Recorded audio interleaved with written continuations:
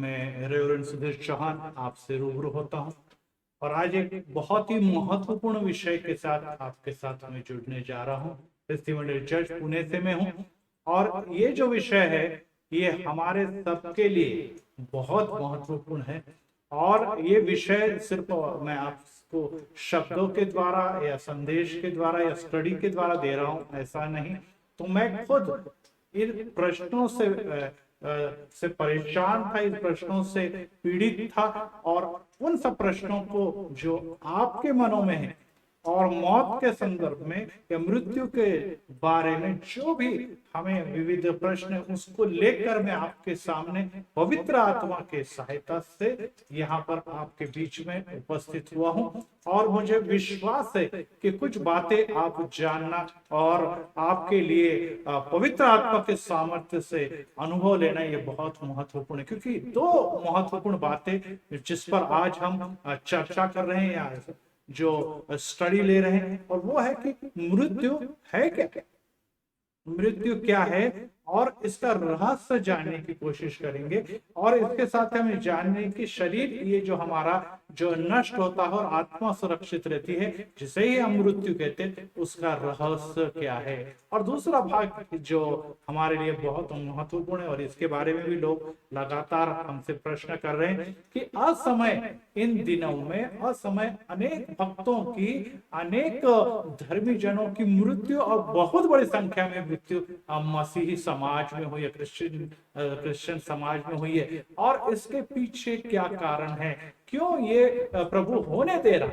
और इन दोनों प्रश्नों के उत्तर जानने के लिए मैं आपसे यही रिक्वेस्ट करूंगा कि वीडियो के अंत तक आप लगातार बने रहे, क्योंकि बहुत ही महत्वपूर्ण बाइबल से मैं आपके सामने तथ्य या रहस्य रखने जा रहा हूं। तो मैं आपसे ये गुजारिश करता हूं, प्लीज अंत तक इस वीडियो में बने रहे और इस वीडियो को अन्य लोगों को भी शेयर करें। और इस आत्मिक यात्रा विद रेवरेंड सुधीर चौहान, ये जो हमारा यूट्यूब चैनल है, उसको प्रेस्क्राइब या सब्सक्राइब भी करें। तो आइए हम प्रार्थना करते हैं और इस वचन की तरफ और यह रहस्य की तरफ बढ़े। प्रभु जी, हम धन्यवाद देते हैं, आपकी स्तुति करते हैं, आपकी महिमा करते हैं, क्योंकि आज का समय ये महत्वपूर्ण समय है, क्योंकि आज हमारा दिन बेचैन है, हमारा दिल घबराया हुआ है। चारों तरफ मौत का खौफ और सभी प्रकार की डरावनी बातें और सभी भविष्य की सभी चिंताएं हमें खाई जा रही है। और प्रश्न पर प्रश्न न सिर्फ हम अपने आप से पूछ रहे हैं, बल्कि समाज भी और हमारे चिर परिचित लोग भी हमसे सवाल पूछ रहे हैं कि ये क्यों हो रहा है, ये क्यों कैसे हुआ, और इसके उत्तर हमें नहीं देते बन रहे हैं। और इस विषय को हम जानने की कोशिश करने के लिए आज इस वीडियो से जब जुड़े हैं, तो प्रभु परमेश्वर मेरे शब्दों के स्थान पर पवित्र आत्मा के द्वारा मेरा मुख का नियंत्रण आप ले लीजिए और आपके आत्मा के द्वारा लोगों के साथ आप बातचीत करिए, लोगों को बताइए। और निश्चित ही इस वीडियो के समाप्ति के साथ अनेक भक्तों के, सभी सुनने वाले जो हमारे दर्शक हैं और उन लोगों की सभी मन की जो भावनाएं हैं, मन के जो प्रश्न हैं, मन की जो उनके जो क्योरीज है, वो सभी पूरी हो, ऐसा होने पाए। पवित्र आत्मा के द्वारा हम यहाँ पर आपके सामने उपस्थित हुए हैं और उस पवित्र आत्मा का मसा मुझे कीजिए और शब्दों पर आपका पवित्र आत्मा आपका ही नियंत्रण बना रहे, और ये सभी परमेश्वर और प्रभु यीशु मसीह की महिमा के लिए हो, ऐसा होने दीजिए प्रभु यीशु मसीह के मीठे और मधुर नाम में, आमीन। जी हाँ, इन दिनों में जब इन विषयों को लेकर मैं आपके सामने रूबरू हो रहा हूँ और आपसे बातचीत कर रहा हूँ, तो मैं यह भी बात आपसे बताना चाहता हूँ कि अगर आपके घर में मौत हुई है, आपके रिश्तेदारों को इस दुनिया को छोड़कर जाना पड़ा है, आपके घर में भी और आपके मंडली में, आपकी कलीसिया में, आपके परिवार में इस प्रकार की सब घटनाएं घट रही हैं, तो हम कुछ प्रश्न अपने मन में लेकर लगातार लोगों से पूछ रहे हैं, अपने आप से पूछ रहे हैं, या साथ में खुदा से भी पूछ रहे हैं कि हम कि ये बहुत कम उम्र का व्यक्ति है जो घर का आधार स्तंभ था और सभी का चहेता था, और इसे आपने असमय क्यों उठा लिया। और कई बार हम पूछते हैं कि ये सेवकाई में थे और इसने अभी दुनिया देखी ही क्या थी, अभी तो उससे उसका विवाह होना था या उसके बाल बच्चे होने थे या बाल बच्चों का विवाह होना था, और अभी तो उसे पूरा जीवन जीना था, लेकिन प्रभु आपने उसे क्यों उठा लिया है। कितने उम्मीदों से उसने परिवार और घर को सजाया था, कितनी उम्मीदों से उसने अपने जीवन को आगे बढ़ाया था, लेकिन अब उसे आपने प्रभु जो उठा लिया, क्यों, ऐसा क्यों।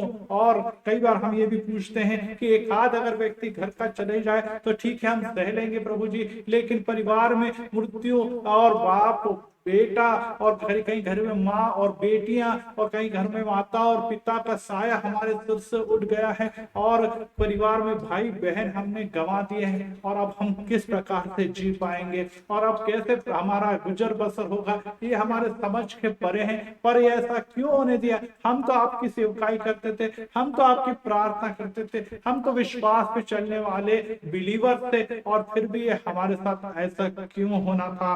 और हमें बेसहारा हो गए हैं और हमारे सहारा सिर से, साया सिर से उठ चुका है। अब हम किसकी ओर देखें। बाइबल और प्रार्थना, इस पर अब हमारा मन नहीं लगता, और इन सब बातों से हमारा विश्वास उठते जा रहा है। आने वाले दिनों में और पता नहीं कितनी मौतें और किस प्रकार की मृत्यु होगी, और ये मृत्यु का भयानकता क्यों हमारे सर पर लगातार मंडरा रही है, क्यों हमारी नींदें उड़ गई है, क्यों हमारे व्यक्ति हमसे छूट गए हैं।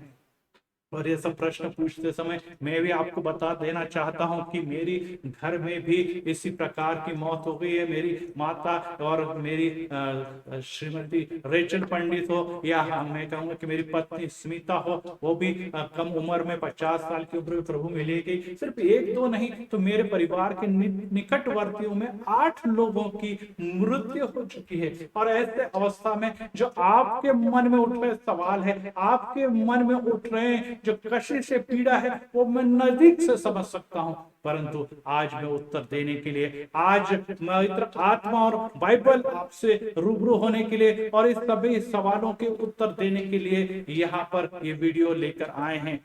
कई बार हम लोग मृत्यु के बारे में देखते हैं, और मृत्यु जो है वो एक ऐसी शक्ति जो सार्वभौमिक है, यूनिवर्सल है, और ये कोई भी व्यक्ति ऊंचा नीचा, गरीब अमीर, छोटा बड़ा, बूढ़ा या स्त्री पुरुष इसको नहीं देखता, और इसमें किसी का भेद नहीं होता। धर्मी अधर्मी व्यक्ति में भी भेद नहीं है, ये भी हमने जान लेना महत्वपूर्ण है। मृत्यु आती है, अपना ठंडा हाथ हमारे कंधे पे रखती है और कहती है कि चलो मेरे साथ चलो, अब आपका समय हो गया है। और फिर सभी बातें छोड़कर हमें उसके पीछे जाना पड़ता है, सभी बातें त्याग कर उसके पीछे जाना पड़ता है, और यहीं पर हमारे जीवन का समाप्ति अंत हो जाता है, यहीं पे हमारे जीवन का अंत हो जाता है। और ऐसे अवस्था में हम तो चले जाते हैं, दुनिया के हमारे प्रियजन तो चले जाते हैं, परंतु पीछे दुख तकलीफ रोना और बहुत ही खालीपन, ये सब छोड़कर चले जाते हैं। रोना, आंसू बहाना और यादें करना, यह रह जाता है। और ऐसे अवस्था में पवित्र शास्त्र भजन संहिता 116 और 15 वचन में ये कहता है कि यहोवा के भक्तों की मृत्यु उसकी दृष्टि से अनमोल है। रिपीट करता हूं, यहोवा भक्तों की मृत्यु, यहोवा के भक्तों की मृत्यु उसकी दृष्टि से अनमोल है। फिर हम कहेंगे कि अरे अगर यह अनमोल है, ये मतलब प्रभु परमेश्वर बहुत बड़ा प्रसन्न हो जाता है जब लोगों को वो इस दुनिया से उठा लेता है। जी नहीं, इसका मतलब ये नहीं, परंतु उसकी दृष्टि से हमारी मौत, हमारी मृत्यु, इस दुनिया से निकल जाना जो है, वो उसका समय जो है, उसका जो काल जो है, उसका जो महत्व है, वो बहुत ही उसके दृष्टि से मूल्यवान ऐसा है, क्योंकि आप और हम जो है, जो बिलीवर्स है, प्रभु में अलग किए हुए उसके भक्त जन है, धर्मी जन है, उसे यीशु ने अपने लहू के द्वारा, लहू के मोल देकर हमें खरीदा और अलग किया। इसलिए इस दुनिया में उसने हमें लहू के मोल से खरीद कर रखा है ताकि हम फल देने वाले पेड़, और ये फल देने वाले पेड़ को अगर काटना पड़ता है तो दुख तकलीफ तो मालिक को होनी ही है, उसे भी तकलीफ होती है, लेकिन फिर भी वो हमें किसी कारणवश, जिसके बारे में हम आगे चर्चा ही करेंगे, उससे उठा लेता है। और इसीलिए मृत्यु के बारे में भजन संहिता दाऊद इस प्रकार से कहते हैं कि और उनका लहू उसकी दृष्टि से अनमोल है। जी हाँ, जब हम मरते हैं, जैसे हम लहू बहाना कहते हैं या मौत कहते हैं, ये फिर से उसकी दृष्टि से अनमोल भी है और उसकी दृष्टि से अनमोल है। ये फिर से दोबारा भजन संहिता 72 में लिखा गया है कि मृत्यु की परिधि जो है उसमें मनुष्य का जीवन घिरा हुआ है। मनुष्य का जीवन एक परिधि या एक चक्र के अंदर घिरा है, उसके चारों तरफ मौत है और उसके बीच में वो जीवन जीता है, अपना जीवन जीता है। और किधर भी जाता है तो उसे मौत दिखाई देता है, वो डर कर वापस आता है, इधर से मौत दिखाई देती है डर के, अर्थात वो अपने संपूर्ण जीवन में मौत के खौफ से डरा हुआ सा, सहमा हुआ सा जीता है। परंतु जब उसे नया जीवन प्राप्त होता है, प्रभु यीशु मसीह में उसे उद्धार करता प्राप्त होता है, वो अपने पापों का प्रायश्चित करता है और यीशु मसीह को अपना उद्धार करता है, मुक्तिदाता चुन लेता है, फिर उसे मौत का खौफ या डर नहीं रहता। उस चक्र से वो मुक्त हो जाता है, उस चक्र के करीब जाता है, लेकिन वो कहता है कि मृत्यु तो मुझे डरा नहीं सकती, क्योंकि मेरे खुदा ने, मेरे यीशु ने उस मृत्यु को कुचल दिया है, उस पर विजय प्राप्त किया है, वो पुनरुत्थित है और मैं तुझसे डरने वाला नहीं है। और इसीलिए ये बात आप लोगों ने जान लेनी है कि वो चक्र जो है, मौत का चक्र, जिसके अंदर हमारा सभी पृथ्वी के व्यक्तियों का जीवन है, उससे वही लोग डरा करते हैं जिन्हें मौत के बाद के जीवन के बारे में जानकारी नहीं है। तो फिर वो मौत के बाद का जीवन होता क्या है, मौत के बाद का जीवन मिलता किससे है, इसके बारे में भी जान लेना जरूरी है। यहाँ से हमें दो भाग दिखाई देते हैं, दो प्रकार की कैटेगरीज दिखाई देती है। एक वो जो अविश्वासी है, जो मसीह को जानते हैं, जानकर भी न जाने करते हैं, वो व्यक्ति जो मसीह के साथ नहीं चलते या जिन्होंने मसीह को जाना है लेकिन उसे ठुकरा दिया है। और ऐसे व्यक्ति एक बार शारीरिक रूप से जन्म लेते हैं परंतु दो बार वो मरते हैं। रिपीट कर रहा हूं, अविश्वासी जो लोग हैं, जो यीशु मसीह के पीछे नहीं है, उनके लिए एक जन्म है शारीरिक, परंतु दो मौतें हैं। कौन कौन सी मौतें? एक शारीरिक मौत है जो सभी व्यक्तियों को है, विश्वासी हो या अविश्वासी। लेकिन दूसरी मौत के बारे में कहा गया है कि यह नरक की सनातन की आग की मृत्यु है, जो दूसरी मौत के लिए कहलाती। प्रकाशित वाक्य में स्पष्ट कहा है कि दूसरी मौत है और इस मौत में व्यक्ति उस अग्नि में, वो गंधक की अग्नि में जाता है जो कभी बुझती नहीं है और वो सनातन लगातार जलती जाती है। और उस अविश्वासी की दूसरी मौत है। तो अविश्वासी लोग ध्यान में रखे, जो प्रभु पर विश्वास नहीं रखते और दुनियादारी के बातों में, यही क्या भौतिक बातों में या संसार की बातों में जुड़े हुए, उन लोगों की जब मौत होती है तो उसे और एक मौत का सामना भी करना पड़ता है, वो उसकी आत्मा की मौत है जो तकलीफ और पीड़ा में। परंतु जो विश्वास में चलते, जो बिलीवर है, जो प्रभु के द्वारा चुने हुए, अलग किए हुए लोग हैं और वो प्रभु के मार्ग में चलते हैं, प्रभु की योजनाओं को पूरा करने में अपना जीवन अर्पित कर देते हैं, उनके बारे में ये कहा गया है कि उनके दो जन्म होते हैं परंतु एक मौत होती है। दो जन्म का मतलब एक शारीरिक तौर से जैसा सभी का जन्म होता वैसा जन्म, जिसे हम बर्थडे भी मनाते हैं, वो दिन को, वो एक दिन है।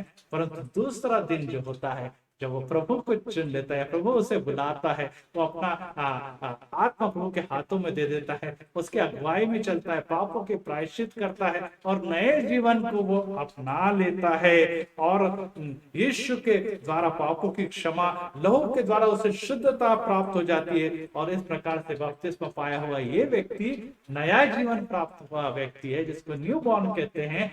और ये व्यक्ति की एक ही मौत होती है, उसकी एक ही मौत होती है और दूसरी मौत उसकी नहीं होती, क्योंकि मौत के पश्चात, शारीरिक मौत के पश्चात उसे जीवन और अनंत काल का जीवन उसे प्राप्त होता है। और ये बात हमने जान ली थी, तो हमें अब विचार करना है कि हम दो मौत चाहते हैं या एक मौत चाहते हैं। जी हाँ, आप कहेंगे एक ही मौत से हम इतने घबरा जाते हैं पास्टर साहब, कहां से दूसरी मौत? तो ध्यान में रखिए, अगर हमें दूसरी मौत नहीं चाहिए, जो खौफनाक मौत है, जो नरक की अग्नि की मौत है, जो पीड़ा देने वाली मौत है, जो सनातन मौत है और नरक की मौत है, तो हमें आज ही प्रभु यीशु मसीह को के पीछे उसके द्वारा दिए गए जीवन को प्राप्त करने के लिए उसके शरणों में, उसके करीब आना है और उसको अपना उद्धार करता स्वीकार करना है। तो इसलिए हम लोगों ने जान लेना भी जरूरी है। लेकिन हमें ये बात भी जान लेने कि जब दूसरा मसीह का आगमन होगा, सेकेंड कमिंग ऑफ जीसस होने वाला है, तो उस समय क्या होने वाला है कि जितने भी विश्व लोग हैं वहां पर मौत समाप्त हो जाएगी।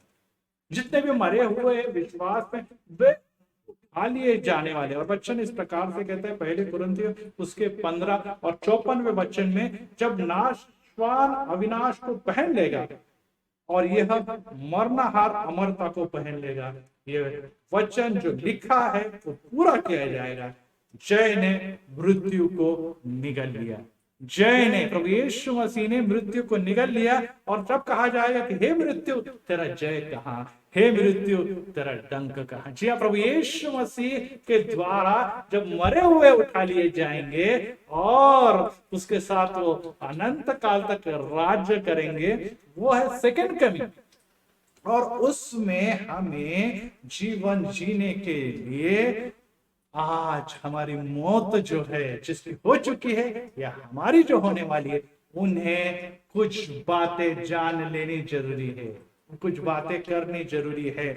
और इसीलिए थॉमस फुलर ने बहुत खूबसूरत कहा है कि जिसने अच्छे से मरना नहीं जाना वो अच्छे से जी भी नहीं पाया। सुनिए, बहुत सुंदर है। जिसे अच्छे से मरना नहीं आया वो अच्छे से जी भी नहीं पाया, क्योंकि हमारा संपूर्ण जीवन जो है वो मरने की तैयारी करता है। देखिए, बहुत ध्यान दीजिए शब्दों पर कि हमारा संपूर्ण जीवन मृत्यु की तैयारी करने में है। हमारी मृत्यु कैसे हुई या किस अवस्था में हुई, ये हमारे संपूर्ण जीवन का जो है वो 99% रिजल्ट हमें देती कि हम दूसरी मौत की तरफ जा रहे हैं कि सार्वकालिक जीवन या आनंदकालिक जीवन की तरफ जा रहे हैं। जो विश्वास में है, जो प्रभु के सेवकाई में है, जिसने अपना जीवन प्रभु को अर्पित किया गया है, प्रभु जब उससे बुलाता है तो वो खुशी खुशी आनंद से सभी दुनिया की सभी बातें से, जो भौतिक बातें थी, सांसारिक बातें से जिससे वो कभी जुड़ा ही नहीं था, बल्कि इन संसार के लोगों के आत्मा के लिए प्रभु की सेवकाई में वो जुड़ा था और हमेशा लोगों की भलाई के बारे में, लोगों के अच्छाई के बारे में वो सोचा करता था। और जब उसकी मौत आती है तो वो आनंद के साथ विदा हो जाता है, खुशी के साथ विदा हो जाता है।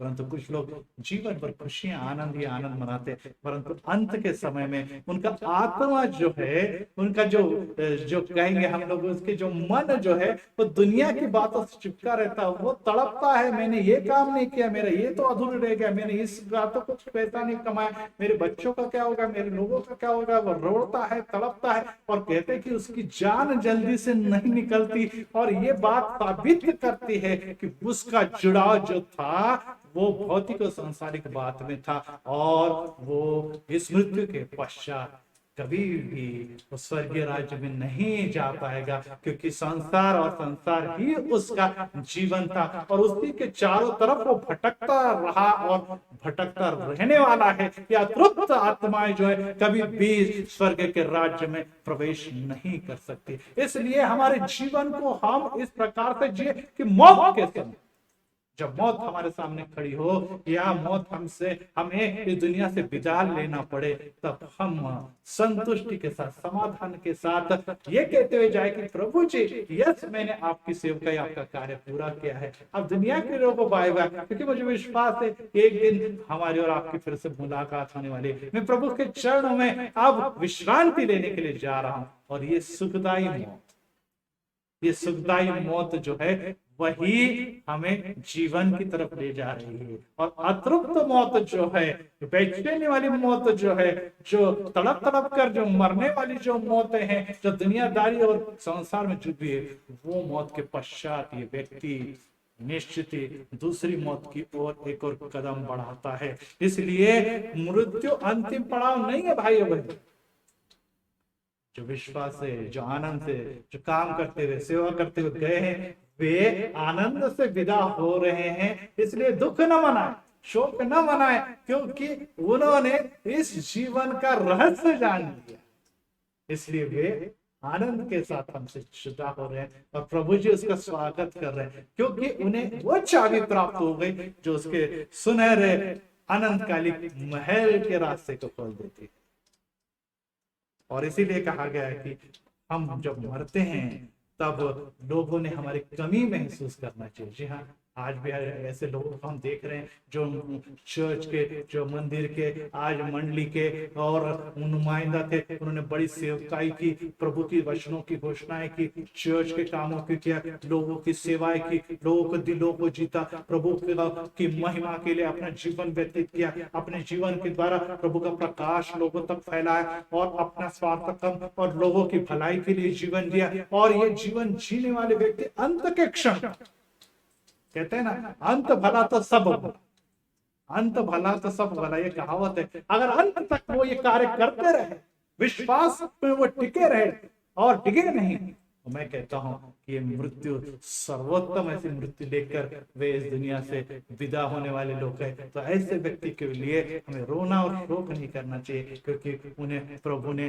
बुला लिया है, प्रभु ने उन्हें चुन लिया है, और प्रभु उनसे प्रेम करता है। और इसीलिए पहली बात हमें जान लेना है, जान ली हमने कि मृत्यु का रहस्य ये है कि उसके बाद भी एक जीवन है, और वो जीवन जो है वो अनंतकालिक है। या तो अनंतकालिक जीवन की तरफ हम जाएंगे प्रभु पर विश्वास रखने वाले, या तो फिर अनंतकालिक मौत की ओर जाएंगे। और वो दूसरी मौत होगी उन लोगों के लिए जिन्होंने प्रभु यीशु को नहीं अपनाया, प्रभु यीशु मसीह को मुक्तिदाता करके चुना नहीं। वो जीवन के अंत तक भले ही मसीह ही कहलाए, परंतु मसीह के आज्ञा में वो कभी नहीं चले, मसीह के पीछे वो कभी चले नहीं, मसीह की योजनाओं को उन्होंने कभी जाना नहीं, और न जानने के कारण उसे पूरा भी वो नहीं कर पाए। और ऐसे लोगों के लिए रोना, ऐसे लोगों के लिए तड़पना, और ऐसे लोगों के लिए जीवन भर उस आदमी के गंधक में जलना, यही उसका अंत नहीं कहेंगे, यही उनका जीवन का समाप्ति है।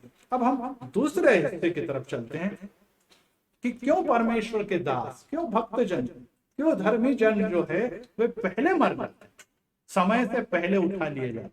और कई लोगों के बारे में कहा, जैसे मेरी पत्नी स्मिता के बारे में, 50 वर्ष के आयु में जब वो शोहरत हासिल कर रही थी, प्रभु का अच्छे संदेश दे रही थी, गीत गा रही थी, और सभी लोगों में अति प्रचलित थी। और ऐसे लोगों को क्यों प्रभु पूरा उठा लेता है, जबकि उसने अपने बच्चों के जीवन, अपने संसार को पूरी तरह से उसने विकसित भी नहीं किया था, खुशियां वो अपने बच्चों के जीवन में नहीं देख पाई थी, और भी आगे वो बहुत सा काम कर सकती थी, बहुत सारी आत्माएं प्रभु के लिए जी सकती थी, लेकिन फिर भी प्रभु ने उन्हें क्यों उठा लिया, क्या कारण है उसका।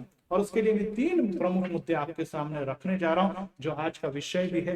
और पहला मुद्दा जो है कि प्रभु जी अपने दासों को क्यों असमय उठा लेता है, या नंबर 2 इसी में साथ में जुड़ा हुआ कि बहुत सारे अकाली मृत्यु जो है, बड़ी संख्या में मृत्यु जो है इन दिनों में हो रहे, उसका कारण क्या है। तो पहला कारण यह है कि क्योंकि परमेश्वर के दास जो मर जाते हैं उसके बारे में वो क्यों उठा लिया जाता है, इसका वर्णन करना या इसके तथ्य को पूरी तरह से प्रकट करना ये आसान नहीं है। उसके कारण विविध हो सकते हैं। उससे 3 कारण मैं अपने सामने रखने जा रहा हूं। यदि वो अपने दासों को इस संसार से बुला लेता है तो वो बुराई की बाढ़ से उसे बचाना चाहता है, बुराई की बाढ़ से उसे बचाना चाहता है। और अगर बुराई के बाढ़ के बारे में हम देखें तो इन दिनों में हमें व्यभिचार, गंदे काम, और हम कहेंगे ईर्ष्या, झगड़ा, बैर, क्रोध, विरोध, भ्रष्टता और सभी प्रकार की फूट, विधर्म, मतालापन, लीला कर्म और सभी प्रकार की जो वचन में कहते लुच्चेगिरी हमें सब तरफ दिखाई दे रही है। और माहौल पृथ्वी का बिगड़ते बिगड़ते और भी बिगड़ते जा रहा है। और प्रभु जी कई बार अपने सेवकों को, अपने दासों को उससे बाहर निकालने के लिए इस दुनिया से उठा लेता है।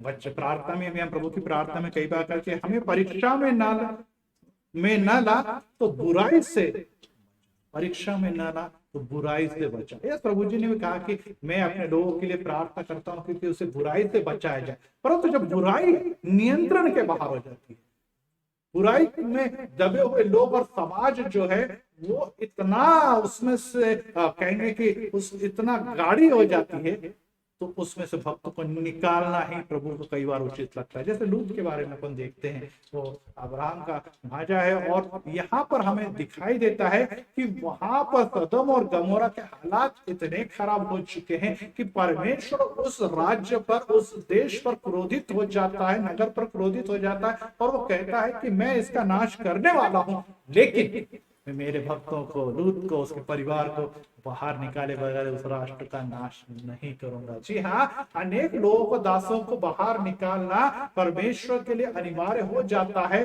क्योंकि अब नाश का समय, सदोम और गमोरा के नाश का समय करीब आ गया है। और इसे अधर्मी लोगों के बीच में, ऐसे पापी लोगों के बीच में, ऐसे भ्रष्ट लोगों के बीच में मेरे लोगों का नाश न हो, इसलिए उन्हें निकालना अनिवार्य हो जाता है। और आप कहेंगे सर परमेश्वर के वचन में कहा लिखा है, तो ध्यान में रखिए, टिक मार्क कीजिए यशायाह उसके 57वां अध्याय और वचन 1 और 2 में, यशायाह 57 1 और 2 में ऐसा लिखा है कि धर्मी जन नष्ट होता है और कोई इस बात की चिंता नहीं करता। हम तो चिंता कर रहे हैं कि धर्मी जन क्यों नष्ट हो रहा है। भक्तजन उठा लिए जाते हैं लेकिन उसके बारे में कोई नहीं सोचता। भक्तजन उठा लिए जाते हैं लेकिन उसके बारे में कोई नहीं सोचता। धर्मी जन इसलिए उठा लिए जाते हैं, धर्मी जन इसलिए उठाए लिए जाते हैं कि आने वाली विपत्ति से बच जाए, कि आने वाली विपत्ति से बच जाए। धर्मी जन इसलिए उठा लिए जाते हैं कि आने वाली विपत्ति से उन्हें उठा लिए जाए। और वचन आगे ये भी कहता है यशायाह कि वह शांति में पहुंचता है, वो चिर शांति में पहुंच जाता है, वो सीधी चाल चलता है और अपने खाट पर विश्रांति ले लेता है, अपने खाट पर विश्रांति। जी हाँ, धर्मी जन इसलिए उठा लिए जाते हैं क्योंकि आने वाली विपत्ति से बचा। जी हाँ, अब ये अंतिम समय, महासंकट का समय आ चुका है और धर्मी जनों को उठाने का कार्य, जैसे यशायाह का वो पवित्र शास्त्र में कहा गया, बाइबल में कहा है कि ये कार्य परमेश्वर ने शुरू किया गया है, क्योंकि वो अपने लोगों की तकलीफें, अपने लोगों की परेशानी, अपने लोगों की सेवकाई में ये सभी प्रकार के दुख दर्द देख नहीं सकता, और वो उन्हें इस पीड़ा से बचाने के लिए, इस गंदगी से बचाने के लिए, इस सभी प्रकार से अत्याचार से बचाने के लिए इस दुनिया से उठा लेता है, क्योंकि वो आनंद से हमारे प्रभु यीशु के साथ, परमेश्वर के साथ सुख और आनंद मनाए। तो इसलिए नंबर 1 पॉइंट यह है कि बुराई से बचाने के लिए, जैसे सदोम और गमोरा के बारे में कहा, बुराई से बचाने के लिए वो अपने लोगों को इन दिनों में उठा दे रहा है।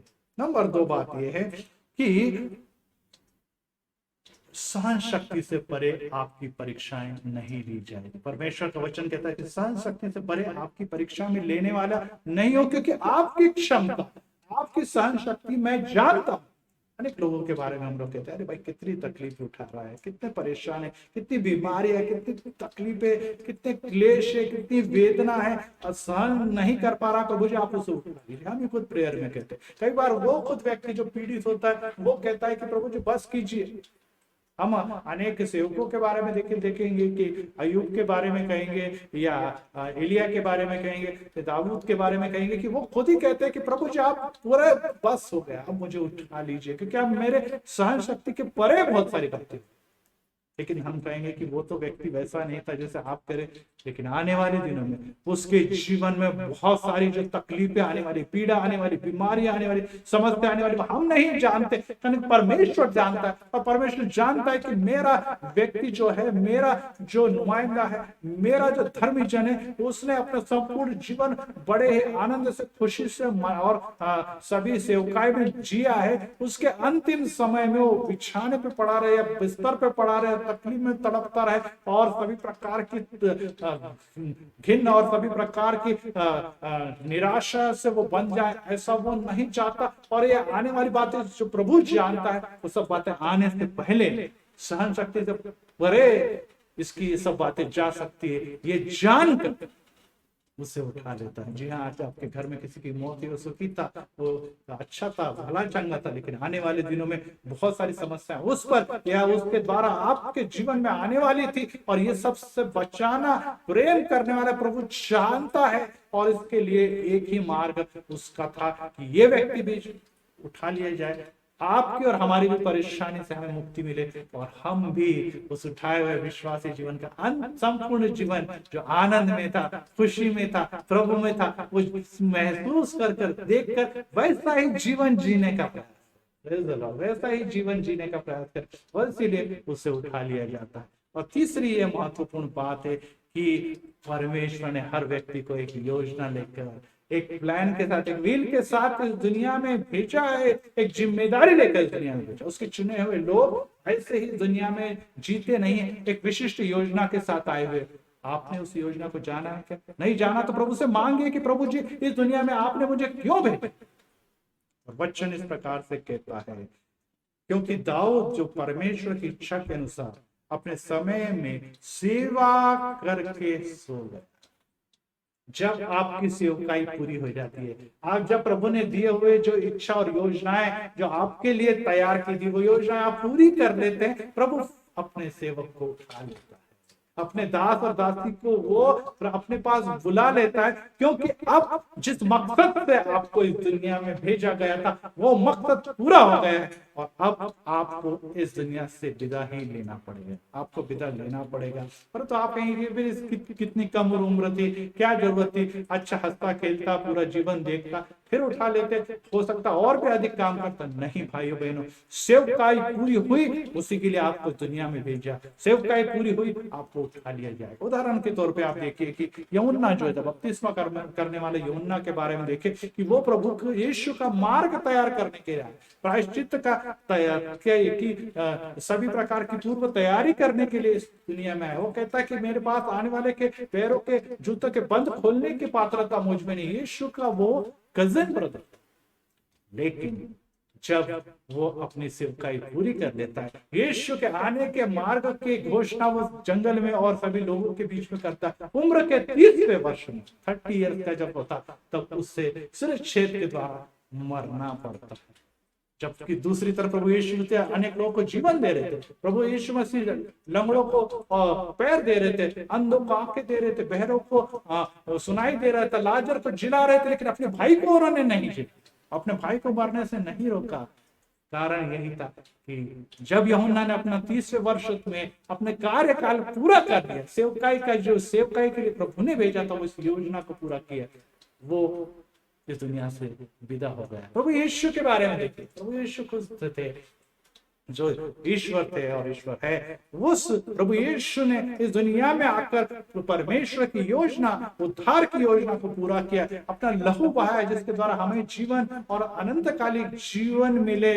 और मौत को उन्होंने अपने पैरों के तले, शैतान को इस पैरों के तले कुचल कर परमेश्वर के राज्य के स्थापित किया। और उम्र के 33वें वर्ष में जब उसकी सेवकाई इस जीवन में पूरी हो गई है, वो कहता है कि पूर्ण हुआ, और वो इस दुनिया से विदा होकर फिर से मौत के आगोश में समा गए। यस, तीसरे दिन में पुनरुत्थित हुए, लेकिन वे भी खुदा होने के बावजूद एक मनुष्य थे और मनुष्य के रूप में उन्होंने भी मौत का शिकार किया हुआ। देखिए 33वें वर्ष में अगर हम देखेंगे कि स्टेफन के बारे में, स्टिफनोस के बारे में देखेंगे तो स्टिफनोस भी इस दुनिया में आया जबकि उसको चुना कि खाना परोसने बांटने की जिम्मेदारी थी, लेकिन फिर वो मसीह के नाम की घोषणा कर रहा था और उस पर पत्थरवाह किया गया, पत्थरवाह करते उसे मारा गया।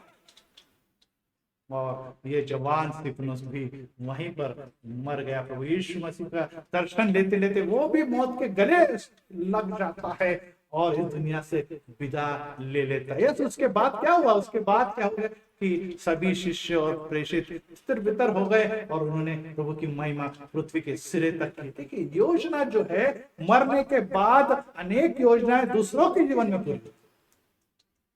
यूहन्ना के मरने के बाद प्रभु यीशु ने उसकी योजनाओं को आगे लेके जाए। यीशु के मरने के बाद हम देख रहे हैं यहाँ पर कि स्तिफनुस ने उसकी योजना को आगे दी। स्तिफनुस के मरने के बाद प्रेषित ने उसकी योजना को आगे ली। यस, एक योजना पूरी होती है, दूसरी योजना प्रारंभ होती है, परंतु उस प्रभु के चुने हुए नुमाइंदे, उसके भक्त, उसके सेवक, उसके संत को कम उम्र में विदा होने पर भी शोक करने की आवश्यकता नहीं, क्योंकि जो योजना उससे दी थी उस उम्र में अगर वो पूरा कर लेता है तो उसे बुला लिया जाता है। हम कितना जिए ये इतना महत्वपूर्ण है, परंतु हम लोग कैसे जिए ये महत्वपूर्ण है। हम कितना जिए उसका कोई महत्व नहीं। हम 90 साल, 100 साल, 110 साल जिए उसका कोई महत्व नहीं, परंतु हम छोटी उम्र में प्रभु की योजना, पृथ्वी को हिलाने वाला कार्य, लोगों का दिल जीतने का कार्य, मसीह के लिए आत्मा जीतने का कार्य अगर पूरा कर लेते हैं और फिर हमको बुला लिया जाता है तो ये रोने का, ये शोक करने का सबब या कारण नहीं बनता, ये खुशी का कारण बनता है कि इस व्यक्ति ने परमेश्वर की योजना को जाना और उस योजना को पूरा भी किया। भले कम उम्र में उठाया गया, लेकिन आज भी उसके कार्य अनेक लोगों का जीवन या अनेक लोगों का मार्ग खोल देते हैं। और इसीलिए भाइयों और बहनों, एक महत्वपूर्ण उदाहरण आपको मैं देना चाहता हूं जो आपने ध्यान से सुनना है और समझने की कोशिश करना है कि पृथ्वी पर रहते समय इस संसार में या भौतिक बातों से हम इतने जुड़ गए हैं कि दुनियादारी की में मतलब मृत्यु मतलब सब कुछ समाप्त हो गया। मृत्यु मतलब दर्दनाक है और मृत्यु का मतलब सबसे बड़ा शोक की बात है। तो फोर्स के बारे में आपसे बात करना चाहूंगा। मैं साइंस का टीचर भी हूँ, मैथ्स का टीचर भी हूँ। दो फोर्स के बारे में आपको बताना चाहूंगा कि पहला है ग्रेविटेशन फोर्स, जिसके अंदर हम जब से पैदा हुए तब से हमें ग्रेविटेशनल फोर्स के द्वारा पृथ्वी अपनी ओर खींचती है।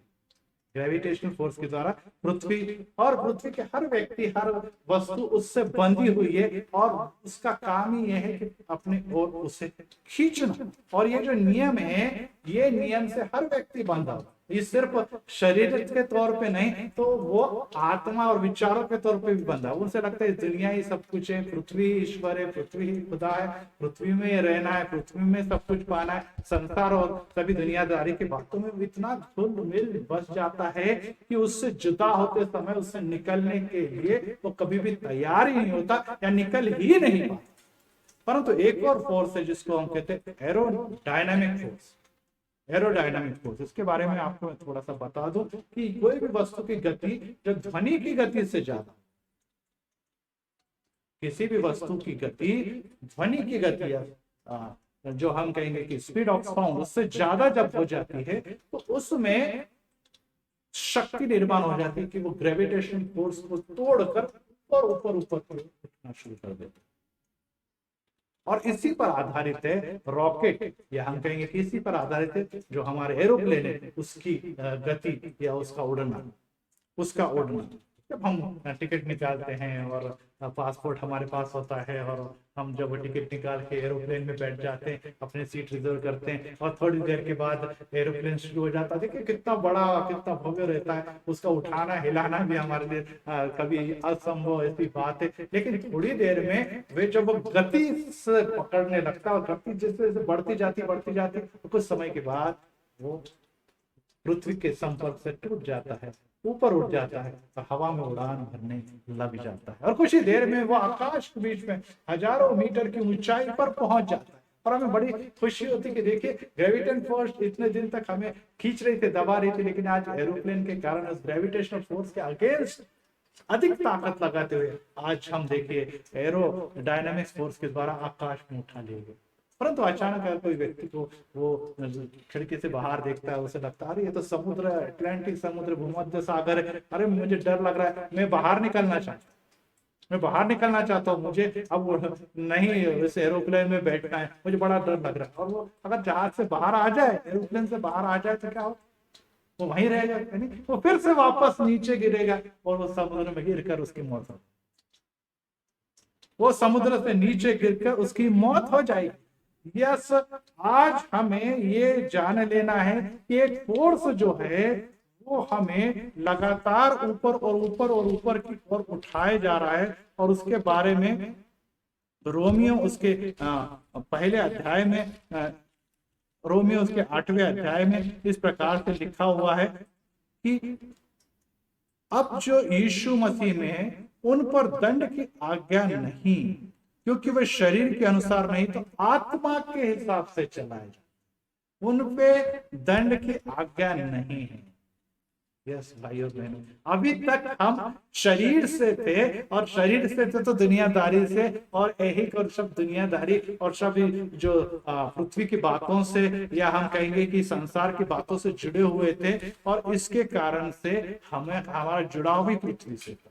इसलिए मौत पर हम शोक करते हैं, रोते हैं और डर जाते हैं। परंतु जो आत्मा से चलाए जाते हैं उनके बारे में ये कहा कि वे जीवन कि आत्मा को व्यवस्था ने मसीह यीशु में मुझे पाप की नहीं और मृत्यु की व्यवस्था से स्वतंत्र कर दिया। उन्होंने पाप की व्यवस्था से और मृत्यु की व्यवस्था से आत्मा ने आपको और हमको स्वतंत्र कर दिया कि यस, आपको इस पृथ्वी के बल पर खींचे जाना नहीं है, तो आपको आत्मा के द्वारा गरुड़ के समान, जहाज के समान, हवाई जहाज, एरोप्लेन के समान उड़ान भरने के लिए आपको चुना गया है। और उड़ान भरने के लिए हमें पृथ्वी के जुड़ाव से दूर होना है, और दूर होने के लिए हमें किसके द्वारा चलाया जाना है? एरोडायनामिक्स बल, मतलब आत्मा के द्वारा चलाया जाना, क्योंकि आत्मा से चलने वाले व्यक्ति का जुड़ाव पृथ्वी से नहीं तो स्वर्ग से होता है, और स्वर्ग ऊपर आकाश में है, और उस ओर हमें उड़ते उड़ते उड़ते जाना है, उड़ते जाना है। और उसके लिए हम में बल नहीं, हम में शक्ति नहीं, तो आत्मा के द्वारा ये कार्य करना है। दूसरे कुरिन्थियों उसके 5वें अध्याय के 17वें वचन में कहा है कि हम मसीह में जीते और चलते और अपना अस्तित्व रखते हैं। तो पौलुस लिखता है कि यदि कोई मसीह में है तो वह नई सृष्टि है, पुरानी बातें देखो बीत गई है, अब सब कुछ नया हो गया। जो मसीह में चलते हैं वे नई सृष्टि है। अब से मौत से डरने वाले, मौत से खौफ खाने वाले, दुनिया से जुड़ाव रखने वाले लोग आप और हम नहीं हैं, क्योंकि हमें उस ग्रेविटेशन फोर्स को तोड़ने के लिए एक शक्ति दी गई है जिसका नाम है पवित्र आत्मा। यीशु कहता मैं जाता हूं, आपको अकेला छोड़ने वाला नहीं हूं। आपके कुछ रिश्तेदार मेरे पास आ गए हैं, आपके दिल के करीब के लोग मेरे पास आ गए, लेकिन मैं आपको छोड़ने वाला नहीं। कभी कभी मैं घूमने को बाहर जाता हूँ शाम के समय, और मेरी पत्नी मुझे छोड़ कर गई है। और कई बार हम लोग ऐसे कि हम बातचीत करते करते कितने दूरी, कितना ही सफर तय कर लेते, लेकिन थकावट नहीं आती थी, क्योंकि बातचीत करने में सफर कितना कट जाता था वो समझ में नहीं आता था। लेकिन अब जब मैं घूमने जाता हूँ तो थोड़ी देर के बाद थकावट आ जाती है, क्योंकि मेरे बाजू में चलने वाला हम सफर मुझसे विदा हो गए, और फिर मेरी रुचि उस घूमने से, इस घूमने के व्यायाम से टूट गई। लेकिन जब एक दिन मैं घूम रहा था तो दोनों तरफ मुझे लाइट में छाया दिखाई दी। वो छाया और कुछ नहीं थी, वो मेरी ही छाया थी। वो कोई छाया मेरी पत्नी की छाया नहीं थी, वो मेरी ही छाया थी। तो प्रभु यीशु मसीह कहता है कि छाया जैसे तुम्हें कभी नहीं छोड़ती, वैसे मैं भी तुम्हें कभी नहीं छोड़ूंगा, लेकिन तुम्हें प्रकाश में चलना है, तभी तुम्हारी छाया बनने वाली। जी हाँ, मैं प्रभु के प्रकाश में चल रहा हूँ, प्रभु के उजियाले में चल रहा हूँ, तो मेरी छाया बनने वाली है। और वो छाया मुझे ये हरदम बताती रहेगी कि शायद उस माँ जो अपने छोटे बच्चे को शायद भूल जाए, पर तो प्रभु यीशु मसीह हमें कभी नहीं भूलने वाला। और वो कहता है कि मैं तुम्हें कभी अकेला छोड़ने वाला नहीं, पवित्र आत्मा तुम पर आएगा और तुम्हें सामर्थ्य प्राप्त हो। यस, एरोडायनामिक से सामर्थ प्राप्त होगा और ये सामर्थ आपको ऊंचाई और ऊंचाई और ऊंचाई की तरफ लेके जाएगा। और ऊंची सोच रखने वाले, प्रभु में चलने वाले, विश्वास में चलने वाले व्यक्ति जानते हैं कि यस, मैंने अपने लोगों को गंवा दिया है, और गंवा देने के बाद भले ही वे अपना मकसद पूरा कर नहीं पाए, वो मुझे पीड़ा और दुख देते हुए मुझसे छोड़ कर गए, पर ऐसा क्यों हो रहा है? तब मुझे तुरंत ख्याल में आता है पहली बात कि मेरा प्रभु अधिक समय तक बुराई में अपने लोगों को रखने वाला नहीं। और इन दिनों में इसीलिए बहुत सारे लोग जो है इस बर्बादी के, इस भ्रष्टाचार से, इस सभी समाज से, सभी गंदगी से पीड़ित और सभी बुराइयों से घिरे हुए पृथ्वी से लोगों को उठा ले जा रहा है। नंबर 2, वो कहता है कि मैं आपसे सहन शक्ति के परे परीक्षा लेने वाला नहीं है। जैसे आने वाले दिनों में जो पीड़ाएं थी वो उस व्यक्ति के जीवन में अधिकता से आने वाली थी, उसके द्वारा वो पूरे परिवार को और समाज पर शायद पीड़ित कर सकता था, और इससे पहले कि उसका व्यक्ति पीड़ित न रहे, उसे उठा लेना ही अच्छा है। ये प्रभु ने योग्य समझा और इसीलिए उसे उठा लिया। और उसके बारे में वचन भी मैंने पढ़ा, और शायद जो सेवा उसे दी गई थी, वो सेवा का लिमिट जो था, उसकी प्रक्रिया जो थी, उसके कार्य की मुद्दत थी, वो पूरी हो गई। उसने अपना कार्य पूरा किया और वो सो गया, और आज प्रभु के साथ आनंद माना, और कह रहा है शाबाश विश्वासु मेरे दास, तूने अपने कार्य को जो दिया, भले छोटा कार्य था, उसको पूरा किया। आ मेरे साथ खुशी और आनंद मना। ध्यान रखें, मृत्यु परमेश्वर ने नहीं दी, परमेश्वर ने सभी बातों को अच्छा कहा, मृत्यु परमेश्वर ने नहीं बनाई, परंतु मनुष्य ने मृत्यु अपने अधर्म और पाप के द्वारा खुद अपने ऊपर खींच ली। इसलिए हम परमेश्वर को दोष नहीं दे सकते, दोष हम हैं, क्योंकि हमने परमेश्वर की आज्ञा, परमेश्वर की योजना को न जानते हुए हमने शैतान और दुनियादारी की बातों को महत्व दिया, और इसीलिए मृत्यु को हमने दिया। लेकिन प्रभु की इच्छा अभी भी नहीं थी कि मनुष्य इस एडन बाग में से हमेशा बने, और इसलिए उसने और एक बाग बनाया है जहां पर परमेश्वर हमें अनंत काल के लिए रखना चाहता है, परंतु वो बाग पाने के लिए पाप वाले व्यक्ति वहां पर प्रवेश नहीं करते। आदाम के द्वारा पाप आया, परंतु दूसरे आदाम के द्वारा जीवन आया। Yes, praise the Lord. पहले आदाम ने हमें पाप देकर मृत्यु में ढकेला, और दूसरे आदाम ने अपनी मृत्यु के द्वारा हमें जीवन की ओर लेकर गए। तो हमें जीवन चाहिए तो पहले आदाम के पीछे नहीं, तो दूसरे आदाम के पीछे हमें चलना है, जिसको जो कहता है कि मार्ग, सत्य व जीवन में। जी हाँ, प्रभु यीशु मसीह ने जो आपको मार्ग बताया, प्रभु यीशु मसीह ने जो सत्य और सार्वकालिक सत्य बताया है, वो सत्य और उद्धार को अगर हम अपनाते हैं तो जीवन और बहुतायत का जीवन हमें मिलने वाला है। परमेश्वर का वचन इस प्रकार से कहता है कि जो मुझ यूहन्ना पहले अध्याय 3 और 4 में सब कुछ उसी के द्वारा उत्पन्न हुआ, और जो कुछ उत्पन्न हुआ उसमें से कोई भी वस्तु उसके बगैर उत्पन्न नहीं है। उसमें जीवन था, और वह जीवन मनुष्य के लिए ज्योति था। आज हमें और आपको ज्योति दिलाने के लिए प्रभु यीशु मसीह कहता है, जो मुझ में जीतता है वो कभी भी नहीं मरेगा, कभी भी नहीं मरेगा। यस, ये मौत जो है वो शारीरिक मौत का शरीर जो है, और लहू जो है उसको, मांस और लहू को कभी भी स्वर्ग के राज्य में प्रवेश नहीं। वो दुनिया की मिट्टी है, मिट्टी में मिल जाने वाला है, परंतु ये आत्मा कहाँ जाने। जो 2 मौत है, कुछ लोगों की 2 मौतें हैं, एक शारीरिक तौर से मरने में मर रहे हैं, दूसरी बात वो आत्मिक तौर से सार्वकालिक मौत में जाने वाले। परंतु जो उसके पीछे चलते हैं, जो उस पर भरोसा रखते हैं, उसकी योजनाओं को जान लेते हैं, उन लोगों के लिए सिर्फ एक ही मौत है। और अगर हमारे भाई और बहनों ने उस मौत का स्वीकार किया, उस मौत को गले लगाया, उस मौत के द्वारा उसे बुलावा आ गया, तो ये दुख का समय नहीं, आनंद का समय, क्योंकि उसने संपूर्ण जीवन उस मौत के समय की घड़ी के लिए अपना जीवन तैयार किया था। आत्मा के द्वारा वो चलाया गया था, और वो घड़ी आ गई जब उसे इस दुनिया से विदा लेना था, और वो विश्वासु व्यक्ति के रूप में, एक धर्मी व्यक्ति के रूप में इस दुनिया से विदा लेता है। तो शोक का नहीं, दुख का नहीं, तो आनंद का समय है। और इसीलिए उसने, मनुष्य ने प्रभु यीशु के नाम में उस मौत को क्या किया है, तो परास्त कर दिया है। अंत में एक वचन कहता हूं, और मैं यहीं पे समाप्त करता हूं कि मैं तुमसे सच सच कहता हूँ, प्रभु यीशु मसीह कहते हैं कि मैं तुमसे सच सच कहता हूँ कि वह समय आता है और अब वह है जिसमें मृतक परमेश्वर पुत्र का शब्द सुनेंगे, और जो सुनेंगे वे जिएंगे, जो सुनेंगे वो जिएंगे। जी हाँ, आज शब्द आपसे यही कह रहा है कि हमें जीना है।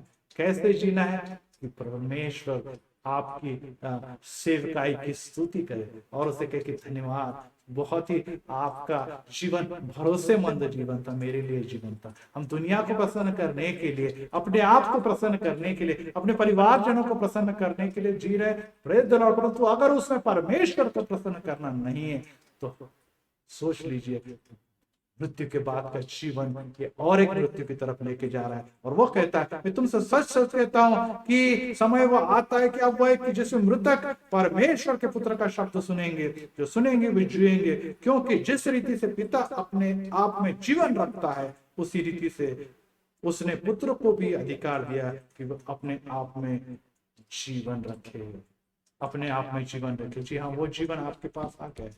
मेरे ख्याल से आपके रहस्य आपको समझ में आया कि मौत के कौन से दो प्रकार है, और साथ में आपको ये भी ध्यान में आया होगा कि असमय बुलाए गए, बहुतायत से बुलाए गए लोगों को परमेश्वर ने, यीशु मसीह ने अपने पास क्यों बुला लिया। और आज समय ये आ गया कि समय कठिन है, समय विपरीत है, हमारे लोग हमें छोड़कर चले गए, लेकिन हमें अपने जीवन से ज्यादा मौत के समय हम किस प्रकार का जीवन पूरा करें, किस प्रकार का जीवन पूरे करके इस दुनिया से विदा लेने वाले, इसके बारे में जरूर सोचें। ये जीवन कब मौत आएगी ये हमें भी मालूम है। हो सकता है कल हो जाए, अगले महीने आ जाए, या सालों के बाद आए, लेकिन जब भी हमारा बुलावा आ जाए, जैसे अचानक हमारे प्रियजनों का आ गया, उस समय हमें तैयार रहना जरूरी है, हमारी सेवकाई पूरी होनी जरूरी है। अगर ऐसा होते समय हमें उठा लिया गया तो प्रेज द लॉर्ड, परंतु ऐसा न होने पर अगर हमें उठा लिया जा रहा है तो तैयार रहे, प्रार्थना करें। प्रभु जी हम धन्यवाद देते कि आज के इस रहस्य को, आज के इस सभी मृत्यु के गहन रहस्य को खोलने के लिए जो वचन आपने हमें दिया और वो वचन मैंने लोगों तक पहुंचाया, वो सिर्फ मेरे लिए भी लागू है, क्योंकि मेरे घर में भी अनेक मौतें हुई, और फिर से मुझे इस रहस्य के द्वारा, इस बाइबल के वचनों के द्वारा एक न सिर्फ मुझे शोक में एक निश्चित सहायता प्राप्त हुई, धीरज प्राप्त हुआ और राहत प्राप्त हुई, बल्कि मुझे एक बात का एहसास हो गया है कि मेरी मृत्यु किस प्रकार की होने वाली है। मेरी दो मृत्यु होने वाली है, एक मृत्यु है। यस प्रभु जी, मुझे इस दुनिया के बाद उस अधिकार की चाबी चाहिए, उस सार्वकालिक जीवन की चाबी चाहिए, बहुतायत की जीवन की चाबी चाहिए। तो मुझे आज प्रभु में जीना है। आज तक मैंने अन्य लोगों का शोक किया, परंतु मैं शोक मनाने वाला नहीं, परंतु खुद की तैयारी करने वाला हूं, क्योंकि आज समय गए लोग परमेश्वर का बुलावा, यीशु को बुलावा लेकर वो उसके पास तो पहुंच गए, परंतु उसके जैसा जीवन या उसके जैसा प्रभु ने दिया हुआ जीवन अगर मुझे पता है, प्रभु जी की योजना मुझे पता है, तो इस योजना पर चलाने के लिए मुझे शक्ति दीजिए। और एरोडायनामिक के उदाहरण के द्वारा आपने बताया कि जो उसमें चलते हैं वो आत्मा के द्वारा चलाए जाते हैं, क्योंकि हमारा एक ग्रेविटेशनल फोर्स है, शैतान है, जमीन है, भूमि है और सभी संसार की बातें नीचे खींचती है। उससे मुक्त होने के लिए, उससे ऊपर उठने के लिए और आपके राज्य के कार्य करने के लिए आत्मा के द्वारा मैं चलाया जाऊं, और आत्मा के द्वारा आपकी सेवकाई को जानकर आत्मा के सामर्थ्य में मैं बना रहा हूं कि जिस दिन मुझे बुलाया आए मैं खुशी आनंद से इस पृथ्वी से विदा होते हुए उन लोगों तक जो आज मेरे से पहले पृथ्वी से जा चुके हैं, आज जो आपके साथ विश्रांति ले रहे, उनसे जाकर मिलो, उनसे भेंट करो और उनके साथ प्रभु यीशु के साथ बहुतायत का आनंद का जीवन बताओ। धन्यवाद देते प्रभु जी इस वीडियो के लिए, प्रभु यीशु मसीह के मीठे और मधुर नाम से।